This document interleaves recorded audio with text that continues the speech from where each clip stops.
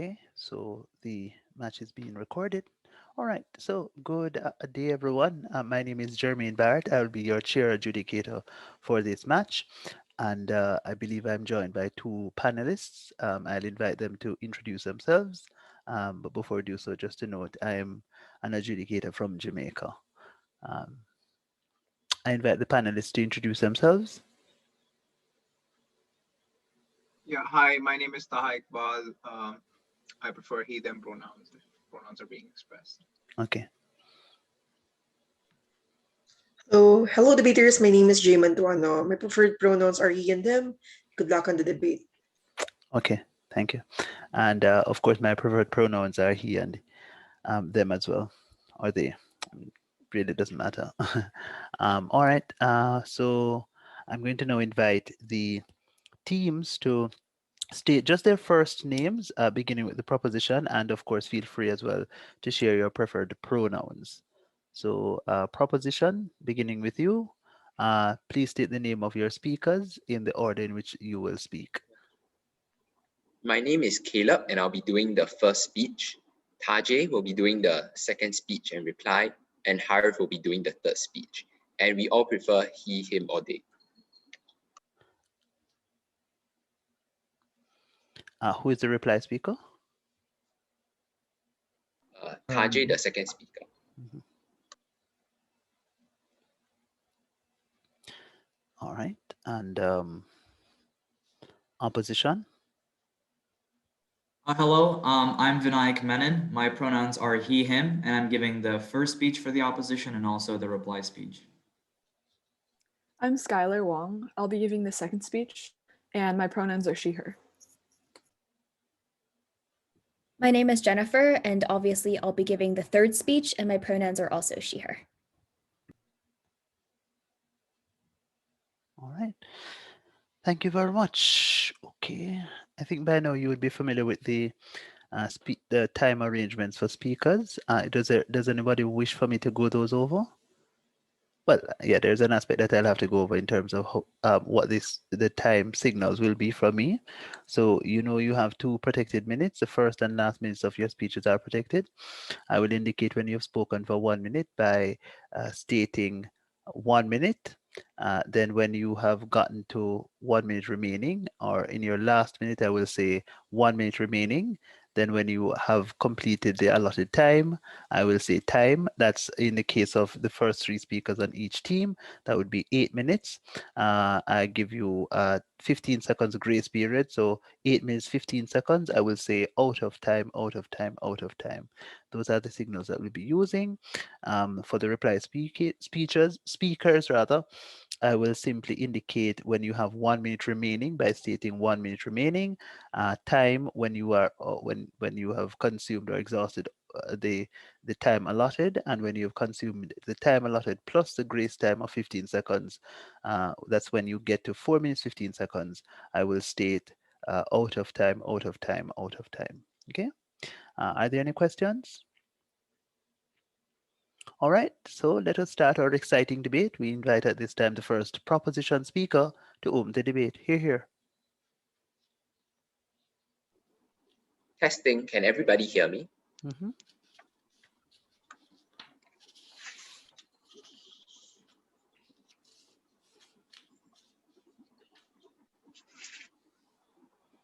Today, 2 billion people live in abject poverty. Millions live paycheck to paycheck and are one accident or emergency away from bankruptcy. This system of oppression is punishment in and of itself and is already enough. Unsurprisingly, to no fault of their own, some of the poor and the most needy choose to steal in order to support themselves. The burden on side opposition is to show us why they want to voice one additional punishment when so much has already been done. We are proud to propose. What is our stance? 1. Let's be very clear. This is not a debate about a poor person committing grand larceny and stealing $1 million. The simple reason is that the poor are unlikely to have access to the bastions of privilege where such money is stockpiled anyway. This debate is most significant probably in the case of the elderly McDonald's cashier who, after a long week of work, to her pocket to buy groceries for her family. 2, we believe poverty should be a legitimate defense for that cashier. This means that they will serve no jail time nor pay any fine to the state and have no criminal record. Obviously, we can still support appropriate rehabilitation measures. 3, courts define poverty all the time, for instance, setting thresholds for the payment of welfare. Currently, it is considered a mitigating factor. We will simply extend that metric and avoid sentencing the poor at all. 4, we will, however, ask for the taken property to be restored. This is not a punishment for the criminal, but is merely requesting you to give back what was stolen. Finally, note that opposition in this debate must defend some kind of punishment for the poor who steal. If they make the punishment incredibly light or token, they might as well cross the house. If the poor are not affected by whatever punishment they have imposed, they have no principal claim in this debate. Point. 3 arguments. 1, the SI is principally unjust. 2, the increased crimes of theft. My second speaker will show you how there are certain moral minimums we cannot breach. First, let's talk about why the SI is principally unjust. The premise of this argument is that we should not punish poor individuals because they exist in a state of coercion. When you are coerced, you cannot be held accountable for your actions, just as we cannot punish a person who is under severe mental duress because we admit that a person has no free control over his or her actions. For instance, in the status quo, we do not punish people who reveal military secrets during torture, since we admit that the pain and the suffering is enough to make sure that you have no choice. Similarly, poor people have no other choice but to commit theft. No person wants to steal, but people who do steal do so because it's necessary to meet your needs, to alleviate your own poverty. Oftentimes, the people who steal have to do so to their own family, buy medication for their parents, diapers for their children, which are requirements that they are legally required to fulfill. Therefore, the people who choose to commit do not actually do so out of their own choice, as they are forced between this binary in which both choices are things which are legally obliged to do. Therefore, given that they have no choice and there are no alternatives, this is simply not something we can subject people to. If something like a soup kitchen or if food stamps exist, then most poor people would use it, given that they often do not want to risk themselves coming under the eye of the law. Therefore, this debate takes place in those situations where those alternatives do not exist. Even if side opposition states that these stolen goods are not necessary for the survival of the poor, their side is in no space to judge, because that's what any person under those precise psychological pressures would have done the same anyway. Point. Furthermore, even if, I'll take you later, no one is coerced and no innocents suffer, the state still should not be allowed to punish the poor because the state itself was responsible for the creation of these social problems. The government in the status quo owes all people certain protections because all people give up certain rights to the government. For instance, the state applies the rule of law to everyone in exchange for people being punished. One obligation of the state is to alleviate poverty, which is why in most countries, things like education and healthcare are human rights and are things that the government is legally obliged to provide almost for free. Therefore, given that alleviating poverty is one of the key obligations of the government, those people who currently are in poverty are people who have been subjected to by the state. There are two ways in which the state has allowed people to go poor. One, they promoted capitalism, free market economies, mass inequalities through its use of tax breaks to promote certain groups of people over others. For the poor people that they knew would suffer, it was active choices made by the government which subjected them to that condition. But even if it was not in the active choices made by the government, it was in the complicity of that body because they failed to provide financial redress once the poor had fallen through the cracks. Since the government has already failed to meet its social obligation to the poor, it has forfeited its right to punish the poor for any actions that might emerge from this social failure, which includes the theft that many poor people engage in, coerced or not. We see already parallels to this in the status quo, where, for instance, the government should be sued for environmental regulation breaches by individual people, although we admit that those individual people might not be in the best position to do so. Therefore, having already punished the poor once through letting them enter dire straits, the government should not be allowed to exert another punishment through the mechanism proposed by side opposition. At the end of this argument, I have shown you that their side is in no place to punish the poor even further. But I'm going to move into my second argument about how their side increases crime. Even if there is no principled reason why the poor should be let free, there are practical reasons why, because this reduces crime. On their side, they must support the full range of punishments, for instance, prison and community service, in order to ensure they gain any benefits of deterrence or retribution. On their side, such punitive punishment only increases crime for three reasons. One, people are often forced to enter prison, where they lose their skills and become hard to re-employ once their records have been tainted. This reduces their wages and ensures they enter a cycle of poverty from which they are unable to escape and have to commit more theft in order to make up for that loss. Even if they only support community service and fines on their side of the house, the harms are still significant because these financial pressures are important for the poor, for whom every cent matters. Secondly, many poor people will be drawn into networks of crime. In overcrowded prisons, oftentimes the only way in which you are able to ensure your social survivability is if you enter crime networks that do not just engage in theft, but oftentimes in far worse. The fact that many of these networks exist even after you have left prison seems to suggest that many of these people will be drawn back into crime even after they exit their term. Finally, on their side, they create disenchantment with the state, regardless of which kind of punishment they use. Therefore, on their side, the poor will be less receptive to state funding or any state programs because they believe that the government is out to punish them rather than to help them. Therefore, crime increases on their side beyond simply just theft. Crucially, their side cannot deter people because on both sides, people will be equally desperate for these goods because they are poor. On our side, at least we give them a way out of it rather than pushing. Their side has to answer two questions. They need to first tell us what other choice the poor had than to make this decision. And given that the poor are not free, why they still want to hold them to accountable and give them one more punishment they do not need. We are proud to propose. Thank you very much to the first proposition speaker. We invite at this time the first opposition speaker to respond. Hear, hear. Am I audible? Yes, you are. Wonderful. In terms of POIs, I'm fine with both verbal and visual POIs, whichever works best for my counterparts from Singapore. All right, wonderful.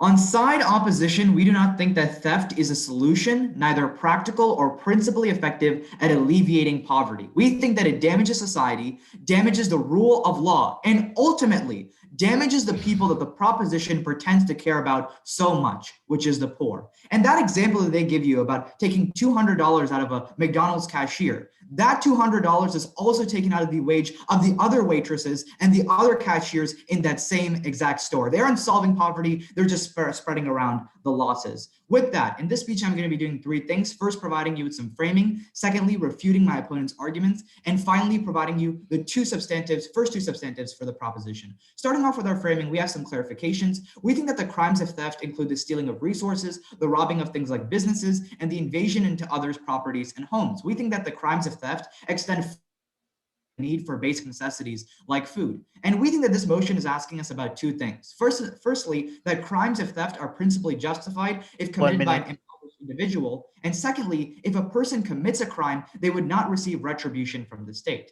And now we have a counter model. We believe that there are better solutions to poverty than just allowing people to steal from other individuals. For example, allowing the government to expand investment into welfare, the creation of infrastructure within poor communities, expanding access to education, laws against gentrification, and even reducing the scale of mass incarceration that exists. We think all these reforms actually address the root of poverty without breaking down society and stealing from other people. But let's move on to my opponent's arguments. The first argument that they give you is that there's coercion that exists in their first substantive. But firstly, we think that there are levels of poverty. We don't think that everyone in poverty is someone that is inherently starving. And at that point, a lot of times there are better alternatives, such as jobs and welfare programs that people can go after. So we don't think that the only option in poverty is stealing someone. We think that there are levels to it. But secondly, even if this is true, that doesn't justify taking things from other people, right? Because if you think about it logically, should the pilgrims that came to the United States, is there ravaging of crops and stealing of resources natives justified because they would have starved otherwise?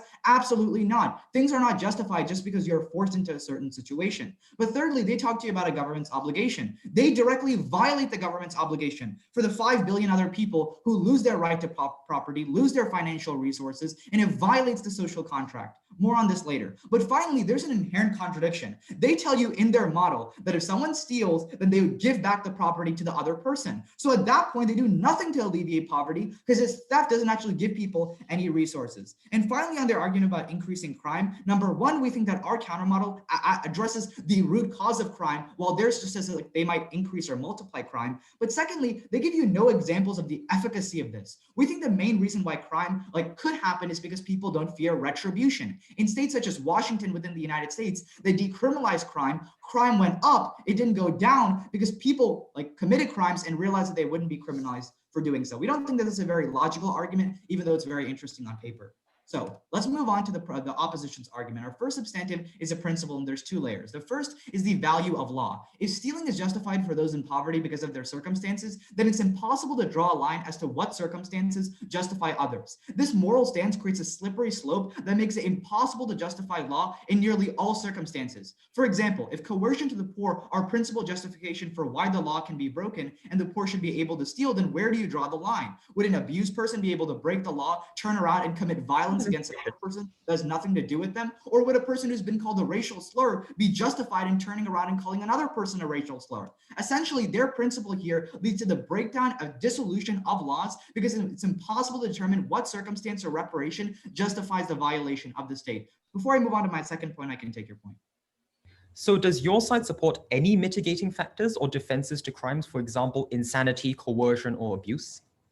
We think that all these things do exist, and obviously there is some level of coercion, but firstly, you can't generalize literally every single person that is poor. But secondly, we still think it is principally unjust for you to go out and harm another person and take out their financial resources, even if you are in the position that you are in. But secondly, we think that again, this harms the value of law by breaking the social contract. And even if the social contract is not perfect in its representation or protection, the best way to solve the unequal protection is not to scrap all protection, but rather to reform the state to extend it all. In contrast, principally justifying the discarding the protection by state just reproduces vulnerabilities. It just becomes a Hobbesian conflict as to who's the strongest and the weakest. If everyone can steal or commit violence against one another, then the most vulnerable end up suffering. But secondly, we think that this breaks another crucial tenet to law, which is equal protection under the law. The proposition violates this principle because they're granting special rights to a specific group of people just because they're in poverty. And the proposition is going to make this argument that like people that are in poverty may not have equal protection to law, but we don't think that two rights justify an actual wrong. And for that reason, for two reasons, this is principally unjustified. But my second substantive point is how this harms society. By defending and exempting crimes of theft, you also increase crime and reduce social cohesion. Inherently, when the state decides to decriminalize or not incarcerate individuals, more individuals are going to enter crime. This is for two reasons. Firstly, they have no fear of retribution. One of the main reasons that you, me, and anyone on this call is probably not going to steal is because the government is going to throw you in jail. This fear deters individuals from committing crimes in the first place. But once the state eliminates the consequences for crime, I realize that I can commit a crime and all I do is go to a rehabilitation facility. I don't actually go into a jail and have consequences. But secondly, on a broader level, we think that this normalizes crime within society. Another major implicit reason why people don't commit crime is because it often has a negative connotation within society. But when the state starts to decriminalize crime, they also implicitly endorse and justify the committing of crime. And we think that this increase is just empirically true in states such as California or in states such as Oregon that decriminalize crime and have seen notable upticks in crime and disruptions in social order. Why do we think this is important? We have to remember who will be the most impacted on crime. We believe that the poor will be disproportionately impacted by the crimes of theft for three main reasons. I'll take you in a second. Firstly, poor individuals usually do not have the robust security measures that rich individuals do. If I want to rob a house, I'm not going to rob a mansion because it usually has an alarm or some type of protective feature. I'm going to rob an apartment or a shanty house because I realize that I can get in there and I can probably rob them without any issues. And also, if I want to rob a business, I can't do much damage to a hedge fund by robbing them, but I can definitely do damage to a small business by robbing them. Secondly, poor individuals often reside in areas of poor people. I'll take your point. Your side's case is about the other workers in McDonald's, but for our side, Sorry, 1 minute remaining. Go ahead.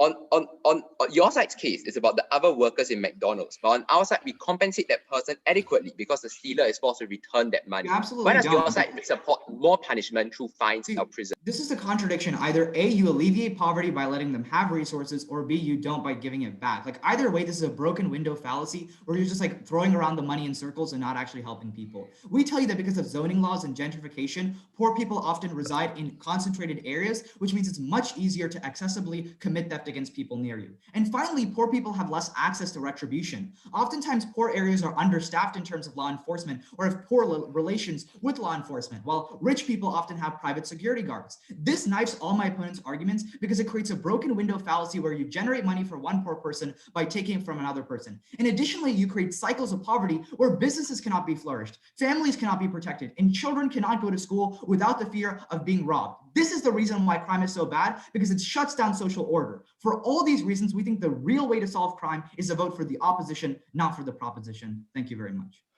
Thank you very much for that speech. First opposition speaker. We go once again to the proposition side to hear from their second speaker. Here. Can everyone hear me? Yes, we can. Well, I can.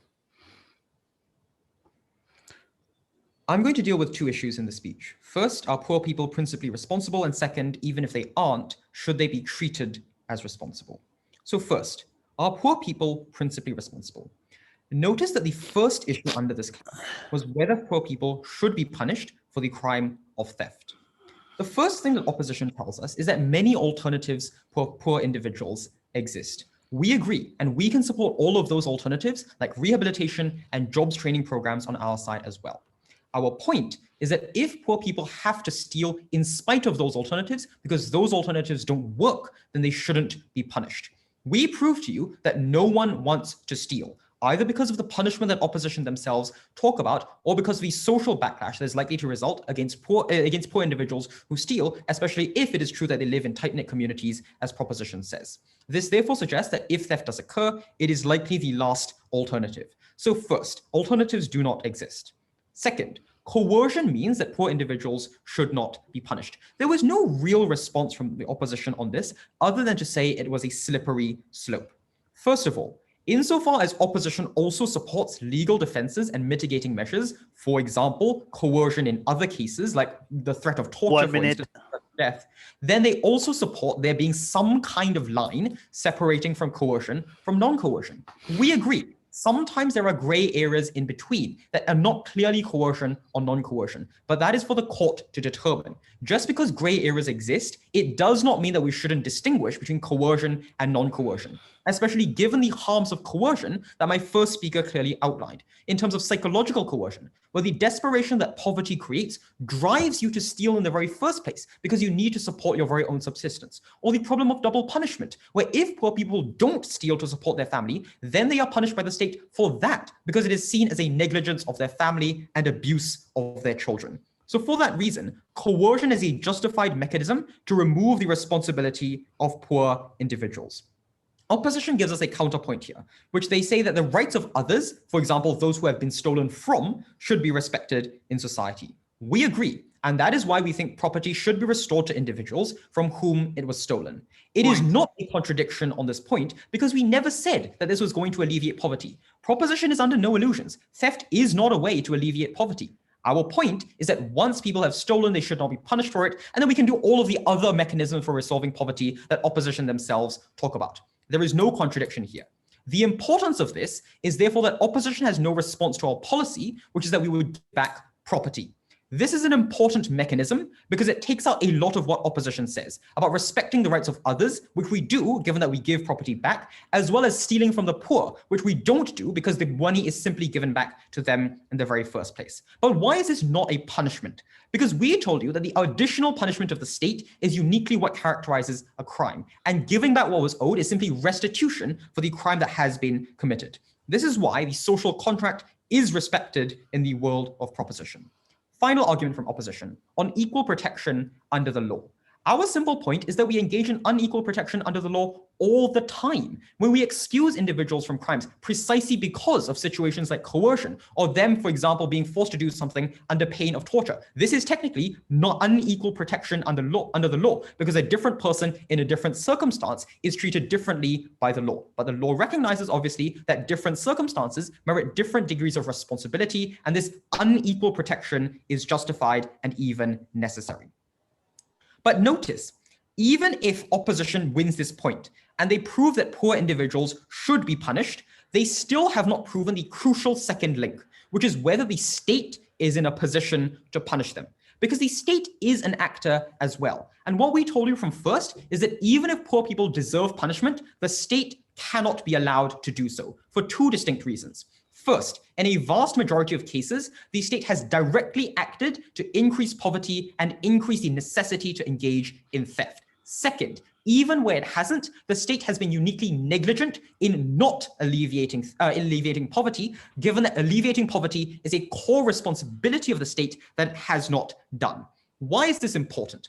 Because we recognize in status quo that even if an individual ought to be punished, if the state is not allowed to do so, then that individual should be let free. Where do we see this? For example, if the state is prosecuting someone, but in the process of the investigation tampers with evidence or engages in unethical prosecution practices, we have to throw the case out because even though the individual is guilty, the individual is responsible, because the state is not in a position to punish them, we have to let them be treated as not responsible.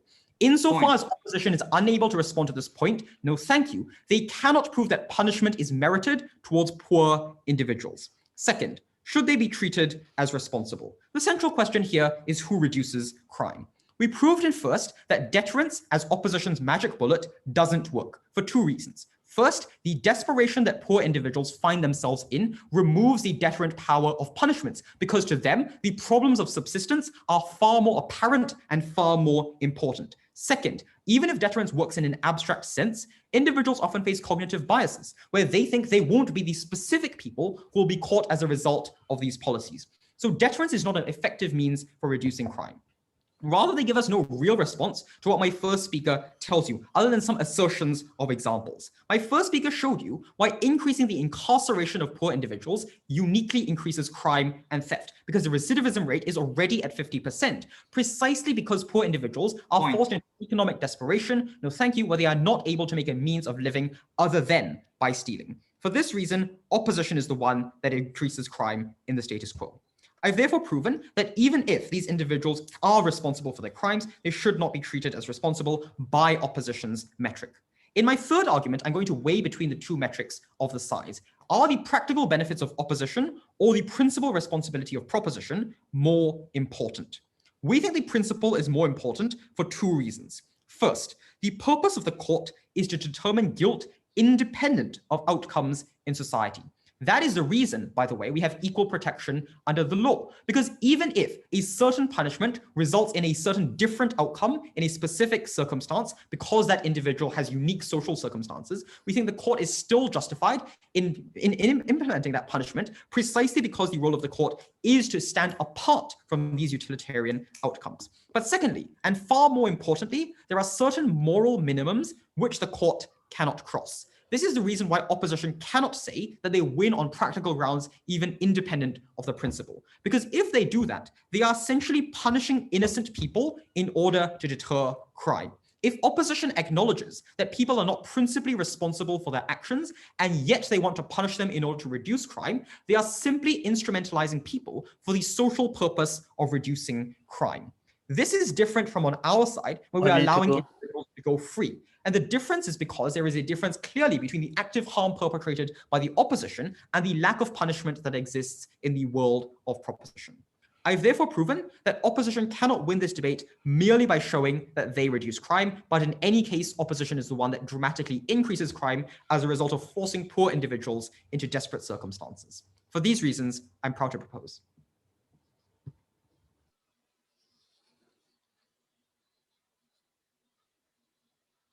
Thank you very much for that contribution, second proposition speaker.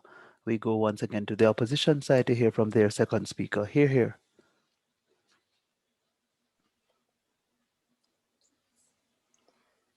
We think that the proposition loses this debate when they homogenize the circumstances of impoverished individuals. We do not think it's true that every single individual who is in poverty and steals, it does it because it is their only option. Rather, we think that they're taking a very black and white perspective on this motion and attempting to scroll us out of actual engagement. Now, before I begin my speech, I'll have a few clarifications and then I'll narrow the debate down into the principle and the practical sides of this debate. And then I'll move on to presenting my third substantive argument. But first, let's have a clarification on their arguments. Number one, we think their model cuts a significant amount of their offense. Now, why is this true? It's because if there is no criminalization and if there is retribution, and when you have an individual who is being caught for stealing, we also think that this says that because the state does not punish it, that the action is justified in the first place. We think that the state endorsement of breaking of certain laws, such as those of stealing, creates a slippery slope for the breaking of other laws in the future just by circumstance. That'll be covered further in the principal debate. But secondly, we think that they are trying to scroll out of the motion by saying that they're only talking about the individuals who do not have access to other alternatives. Because honestly, if you look at it in reality, rather than looking at it on a blank slate, like what the proposition is trying to do, we think that often in circumstances of theft, they often do theft because of the convenience of it and not solely because they have no other alternatives. Their structural analysis sounds good in isolation, but it is not true in reality because a lot of individuals do not commit theft because it is their only alternative, but rather because it is the most convenient alternative. We think that you should also take these individuals into account when you are evaluating the debate. But let's move on to the principled arguments. Even if you do want to take the limited scope that the proposition is trying to take, we think that we are still winning on this question.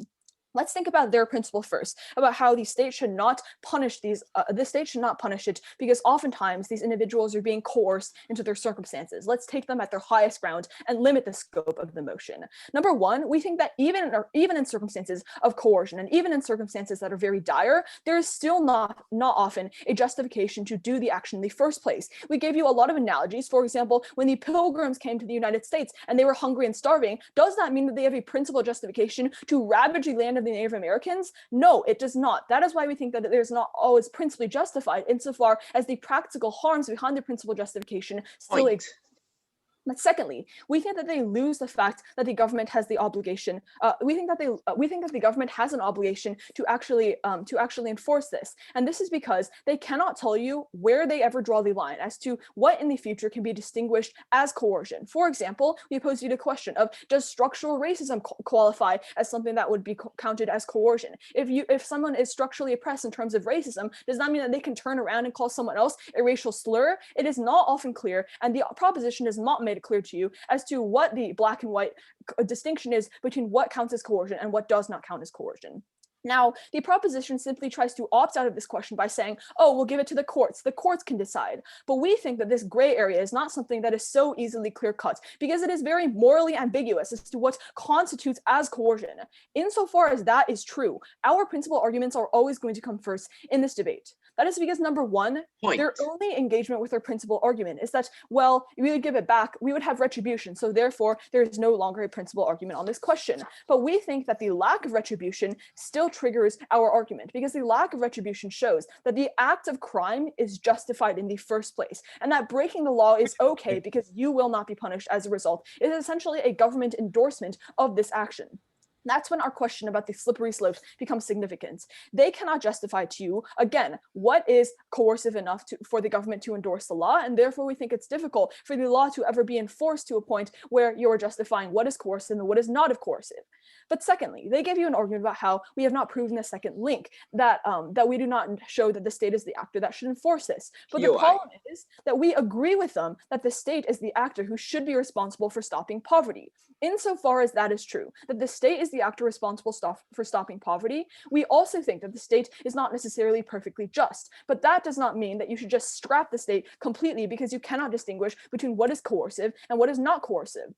Yes, into poverty, but the state also enforces other regulations as well. If the state cannot perfectly stop every single act of violence, does that mean that they should not prosecute the violence in the first place? Once again, they cannot draw a distinction between what laws are actually justified by the state as coercive and as what is not coercive. Now let's move on to the practical side of the debate. First off, we think that they're losing the argument on the definitions of crime.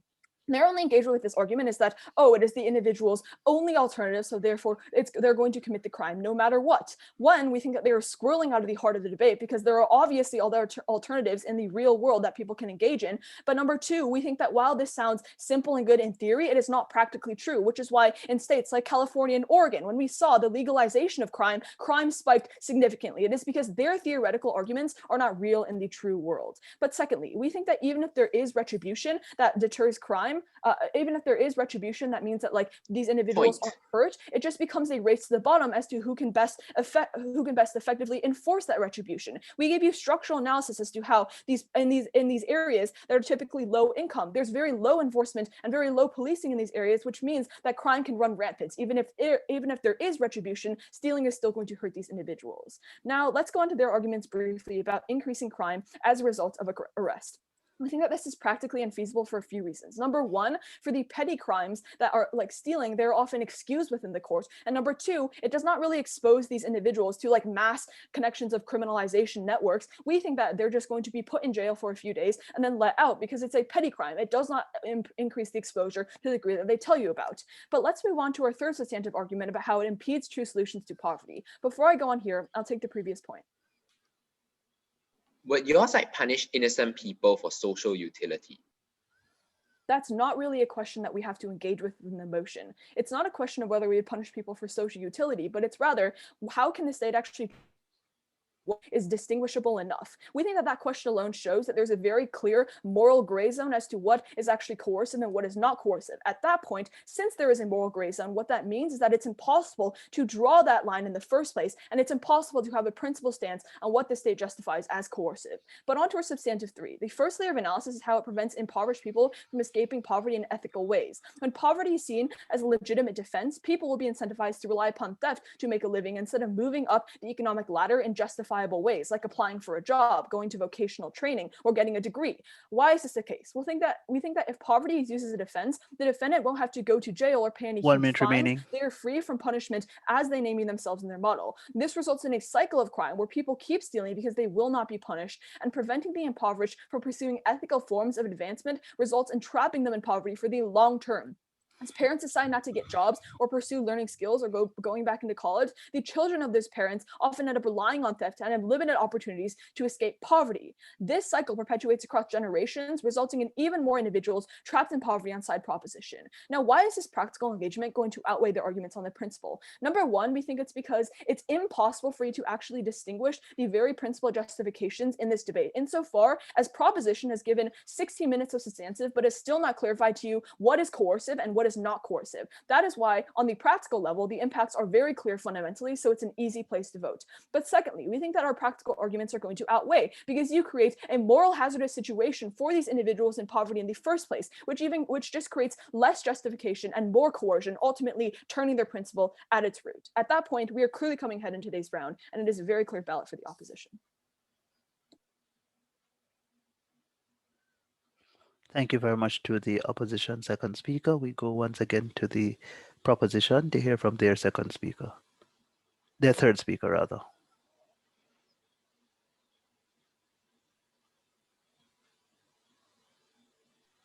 Hello, everyone. Can I be heard and seen? Mm-hmm. Excellent. Thank you. Mm-hmm.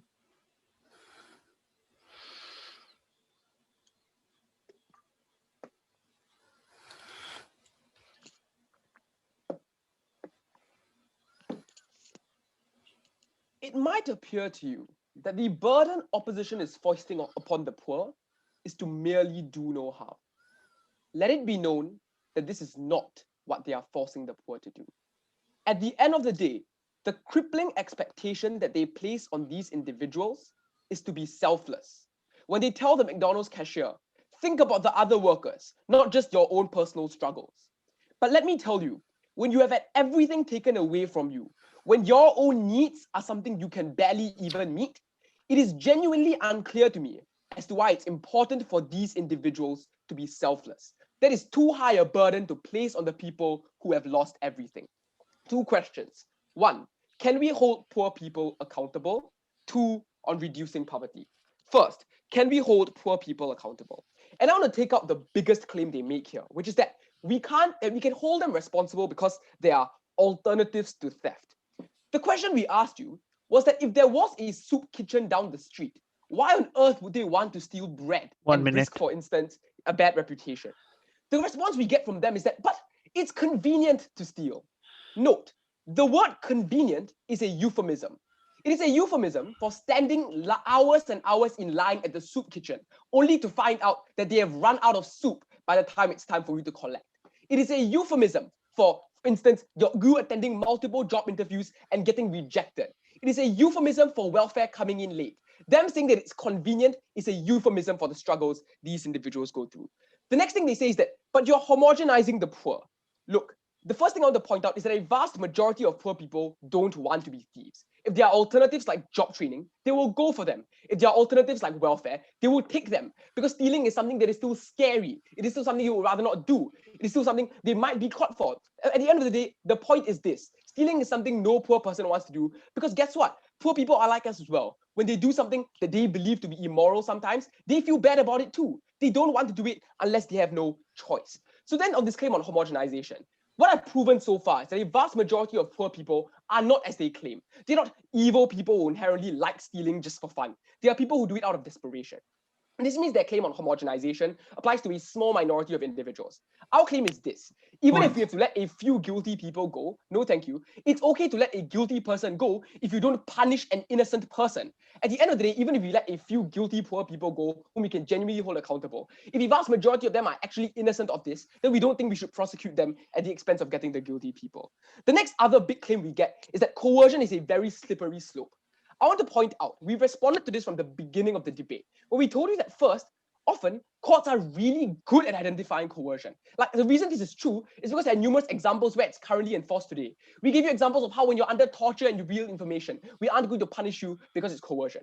If they really don't believe this is coercion, let me explain to you right now why like being poor is something that is clearly coercive. It's because of something we told you again earlier in the speech. We told you that if you don't do things like take care of your child, if you don't do things like take care of your wife, the state is going to take them away from you. Like the state will literally take your child away from you if you can't do things like pay your rent to keep a roof over his head. The comparative, therefore, is that they're kind of forced to steal in order to provide for their child, which means that obviously there is some level of coercion involved when they lose something. Clearly, they are being backed into a corner. Also, there's the incredibly obvious additional fact that you are poor probably means you don't have a lot of choices you can exercise because capital is a big part of freedom. As a consequence, I suspect the poor are genuinely being coerced. What did we tell you instead on the comparative with regards to the principle? The first thing we told you was that given that the state is responsible for poverty, the state lacks the moral authority to punish you. The response we hear is actually a concession. They tell us they agree that the state is responsible for poverty. They just say that generally, even if the state is responsible for it, they should be able to punish you anyway to restore order. But again, it's unclear to me as to why this is true. At the point where the state has put you in a position, this necessarily means that the state should not be allowed to like punish you for them putting you in that position. I want to point out the implicit premise of their response here is that the state is not an actor we can hold to account. Note that the state is an actor. Even if it's not an individual, it is an entity we can hold to account. And if this entity puts you in a position and then punishes you for being in that position, that means the entity should not be allowed to enforce this law. As a consequence, their concession here is damning to their case. They already lose. But even then, we gave you one step further. We told you that even if the state was not responsible for poverty, states have a duty to protect the poor from poverty because of the social contract, whereby poor people, no thank you, give up their rights to give up the ability of the state to exert violence onto them in exchange for the state protecting fundamental rights. The inability of the state to protect fundamental rights means that they are not fulfilling the end of the social contract, meaning that the states cannot enforce violence onto you. We heard no response to this line of analysis, even when we brought it up at the beginning of the debate, meaning again, they concede. This is something we ought not to do because the state is too immoral to be able to enforce it.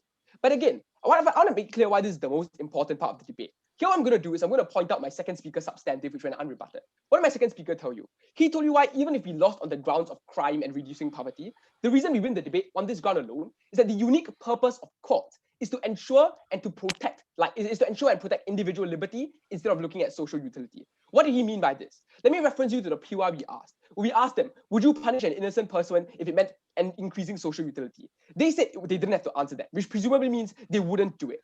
I suspect that if they aren't going to punish an innocent person to ensure social utility, this means they acknowledge that the duty of the court is not to make like the world a better place. It's not necessarily to increase social utility. It's to protect the rights of individuals. It's to protect the rights of individuals, because that is the purpose of a court. At the end of the day, when it comes to the legal system does not have an obligation to look at social backlash. It's an obligation to do what's right. For instance, like allowing women to vote, something that the Supreme Court voted upon, resulted in massive backlash and resulted in a lot of harm. At the end of the day, it's something we acknowledge we ought to do anyway, because it's something that is right and it's something that is just. Therefore, even if we lose on the practical ground, we cannot stand for condemning innocent people to crime. Second, on reducing poverty and reducing crime.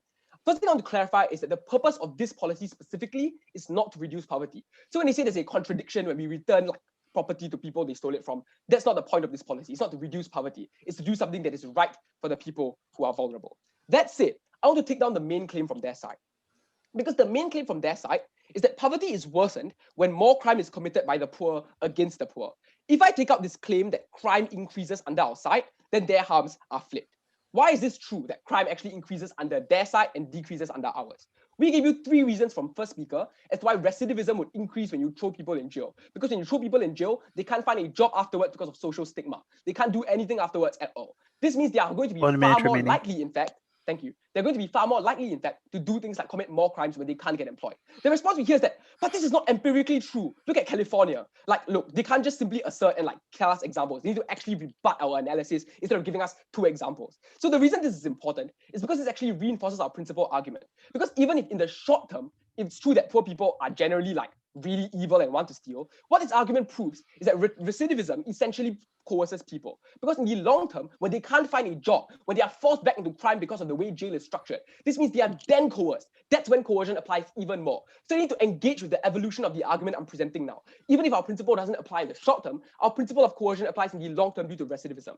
Their lack of an analysis loses them the debate. But the last thing I want to point out is that the fundamental claim of deterrence on their side and the second speaker argument incidentally is something I already took out at the top of my speech. But I made it clear that poor people aren't always evil. They don't want to commit these crimes. The reason they do it is out of necessity. So their claim on deterrence is irrelevant at the point where I pointed this out, because it means that whether or not you have a punishment or not, poor people are going to do it because they need money. For all these reasons, I'm very, very proud to propose. Thank you very much for that speech. Third proposition speaker. We now invite the third opposition speaker to present their arguments. Hear. Can everyone hear me? Mm-hmm. Okay, perfect. The proposition is inherently taking a defensive step insofar we're not actually going to have an ability to solve back for poverty through structural issues. In comparison, the opposition is taking an offensive approach in order to actually solve back for poverty, because in this debate, the stakeholder are the people who are poor. Let's look at how we solve back for this. This is the counter model that does not go addressed in their last speech. It's very clear. It's much better to have a solution to poverty, for example, with an increase in social spending, an increase in investment into smaller communities, or an increase in job training that actually solve back for the root causes of poverty. They're only putting a band-aid on a bullet wound hold when they try to say their solvency is simply that people don't get to put into jail once they commit a crime. Instead, we're taking an approach of preventing people from needing to commit crimes in the first place. Let's look at the specific reasons this happens. Firstly, we say there's a fear of retribution on our side of the house. When you steal, when there is a punishment for stealing on our side of the house, then you have a decreased incentive in order to steal in the first place. For example, because you don't want to go to jail. Their response for this is saying that even on their side of the house, there's still a fear of getting caught, and it is scary. The problem is there is no more fear. It is no longer scary, because that is the cost-benefit analysis. On their side of the house, when you want to steal a TV, either you don't get a TV because there's no soup kitchen for TVs, or you go into the store and steal it. Maybe you'll get caught and you have to return it, or you don't get caught and you don't return it and you get a TV. That is a very clear cost-benefit analysis as to why people have an incentive to steal on their side of the house in comparison to our side of the house, because they try to paint every single person in poverty as on the brink of starvation. We say this is really generalizing and not very nuanced analysis. But secondly, we say that in the majority of cases for people in poverty, they do have access to basic necessities like food and water, for example, with soup kitchens. What we're looking at is the thefts, for example, for TVs. Things that are not basic necessities, they'll only increase on their side of the house. But the second reason that crimes increase on their side is because of normalization because insofar as the state says you will not be punished for stealing something, that means the state is actually condoning that action. That means that people don't actually feel scared of going to commit crimes in the first place. For example, one of the responses on this piece of argumentation is that people believe it is immoral, which is why they won't go to steal. But insofar as the state condones this action, it means it's no longer immoral. That means both on the incentive level and on the capability level, the ability for people to steal increases. This has a few implications as to why people will be pushed into poverty far more on their side of the house. Firstly, because the high numbers of thefts will likely occur in low-income communities. We give you 3 reasons why this is true. The first one is because small businesses have a decrease in security, not at this time. That means people are much more likely to steal from local businesses, for example, a local grocery store, in comparison to a Walmart. The person, an owner of a Walmart, probably gets paid a lot more than the person who owns a local grocery store. That means they're actually stealing from people in poverty as well and harming people who are already harmed by the state, which on is only harming more people and increasing the severity of these crimes in the first place. But this also looks like things like people residing in lower income areas, which means they probably won't take a train to go steal from a high-end area with a lot of security and expensive products. They'll probably steal from their local poor community. That means they're stealing from their friends and family, when in comparison, you could just be increasing investment into those areas and increasing social spending. But why is this very specific to our side and why they cannot get our model? The problem is that Skylar makes a very clear complacency argument insofar as you know that when the government says that, oh, stealing is not a crime anymore, people under this income bracket, when they steal, there will be no punishment. That means there's complacency within the government and within the population not to check back for all the structural issues of poverty. When people aren't punished for stealing, that means there's a decreased political ability in order for maybe people who are more liberal in a country in order to increase the amount of social spending. What that means is they don't solve any of the structural issues on their side of the house because they simply leave those be because there's no political capability in order to do things from our counter model, like increasing investment into lower income communities. But that's why at the end of the day, we say that lower income individuals will start to rely on things like theft because they don't have to go to get a job anymore. For example, like let's just take the easy way out, right? So if I can go to a store and steal something that is not a basic necessity and I don't have to go get a job, then I'll probably do it. That's just a cost benefit analysis here, especially because it's no longer immoral on their side of the house. But then they try to make this argument that, oh, these small businesses and local communities aren't hurt because you're just going to give that money back.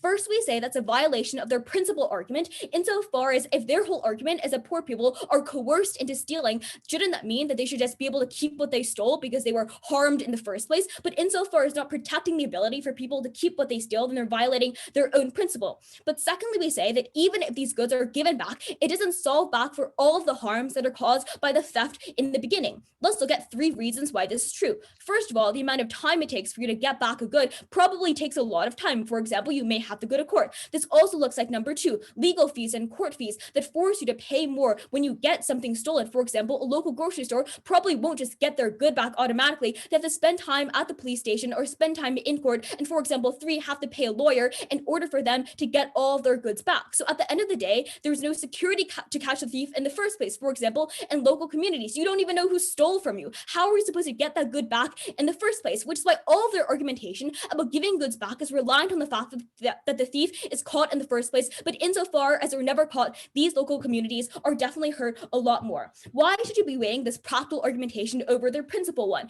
Because the stakeholder in this debate are the people in poverty. And insofar as their argument is that poverty causes people to be coerced, then the prerequisite to their argument about coercion is that people are in poverty in the first place. That is why you solve back for the practical argumentation of preventing people from being forced into poverty over their principal argumentation about having courts be more viable. But still, let's talk about the second question in this debate, which is why it is principally unjust for them to allow crimes to go unpunished. We give you a few reasons, specifically, for example, the equal protection of the law. Insofar as people in poverty would be unequally exempted from committing theft, that means they're much more likely to commit theft in the future. But this also erodes the rule of law in the first place and decreases the ability for laws to be even effective, which is why you do a comparative in both worlds. Yes, we're not saying that the state is perfect in our world, which responds to our argument that the state doesn't have the right in order to punish people who are in poverty. But we say that the comparative is that there's no state because they're advocating for a world where there's a decrease in law and order. And we said that comparatively, reforming the state is a lot better than destroying the state. Why is this true? This is is also true on the practical level, because when you destroy the state and you decrease ability for the government to actually check back for crimes, 1 what you minute to see go. is an increase in crimes that actually harm more lower income individuals. But let's look at their argumentation about coercion specifically. We have two main responses.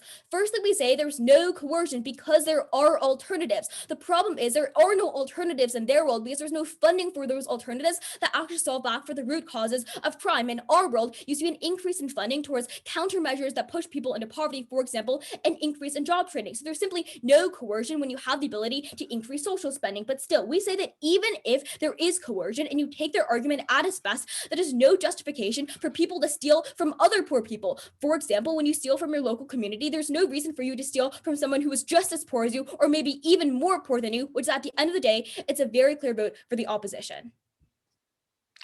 Thank you very much, opposition third speaker. I'm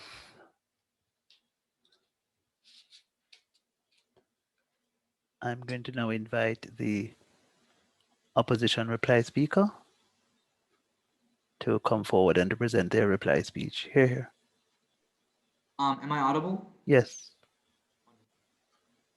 This debate has and will continue to be a debate about the poor, about the marginalized, and about the vulnerable. And the question you must ask yourself is what side materially changes the situations for the poor, changes the reason why they're in the situation they are, changes the reason why they are coerced, and we think that is side opposition. In this debate, I'm going to be doing two things. First of all, addressing which side best solves for poverty itself, and secondly, arguing which side is the most justified. On the first point, we present you this counter model that doesn't go well engaged with. We tell you that the state can make up for its imperfections and negligence, as the proposition points out, by actually investing and giving people resources, giving them spending, giving them welfare. This can happen in both of our worlds. If people actually have money, they will no longer be in poverty, which means there's no reason to justify theft. But why do we tell you that on a practical level, theft is a bad thing? Because it hurts the people that they want to defend. They never really engage with any of the analysis as to why the vulnerable will be the most impacted by crimes of theft. First of all, because poor individuals don't have the robust security measures that the rich have. Secondly, because they often reside in areas with the poor. And thirdly, and very importantly, they have less access to retribution. People that live in poor areas, like Jenny tells you in her 3,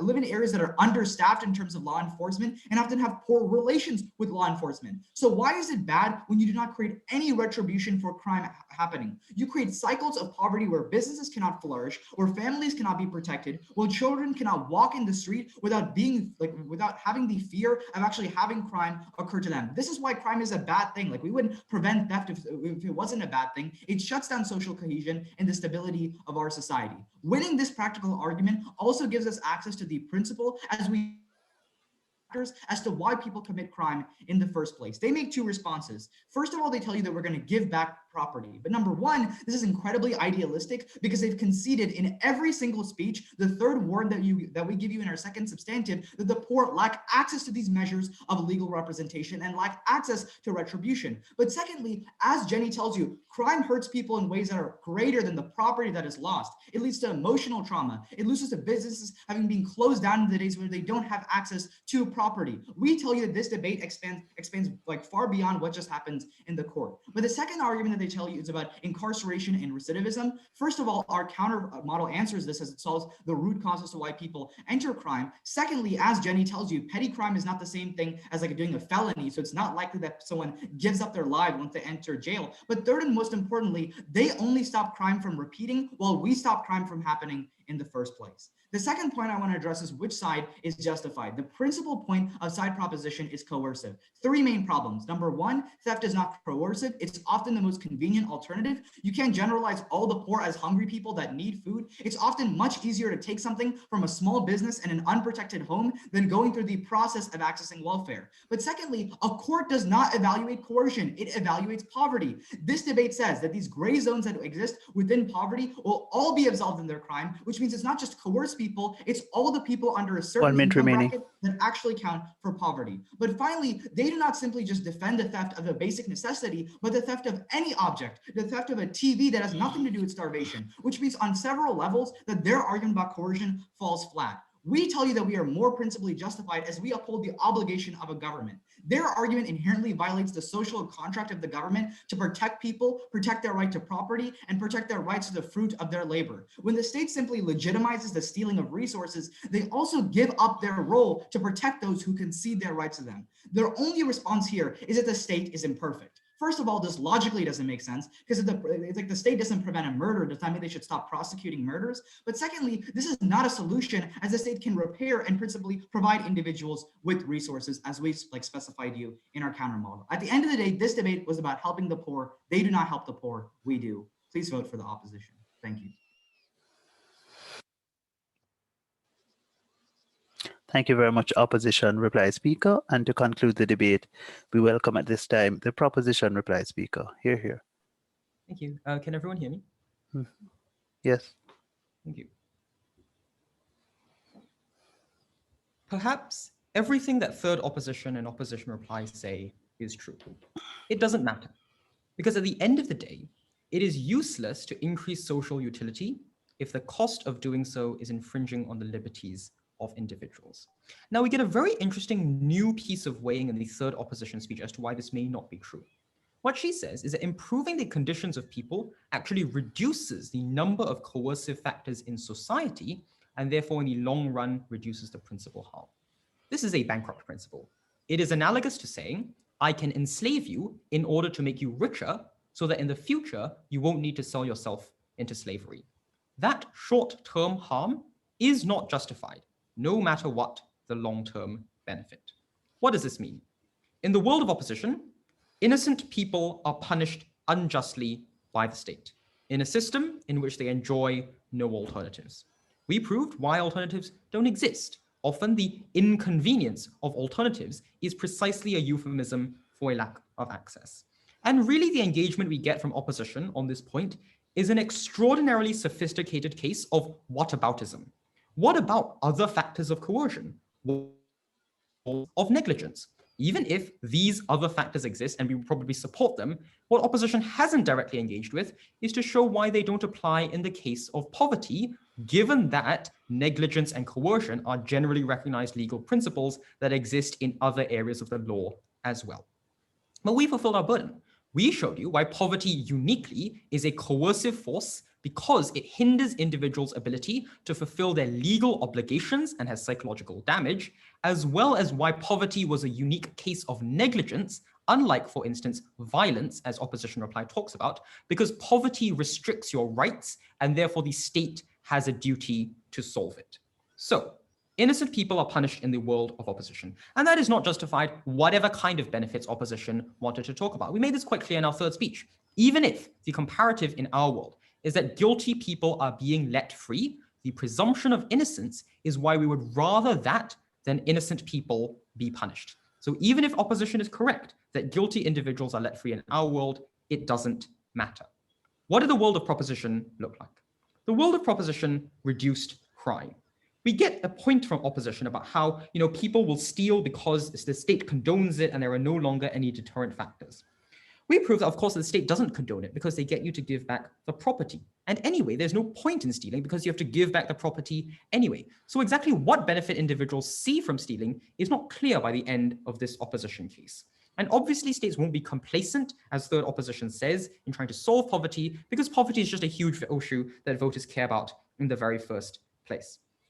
Solving poverty, I think, is not really the major issue in this debate, unlike what opposition seem to understand, because the mechanisms by which poverty can be solved are entirely symmetrical. All of the jobs retraining programs, infusions of funds, focus on small businesses or minority-owned communities, those can exist in the world of proposition too. And if it is true that those solutions eliminate poverty entirely, then, well, I guess no one will use the defense in Prop's world.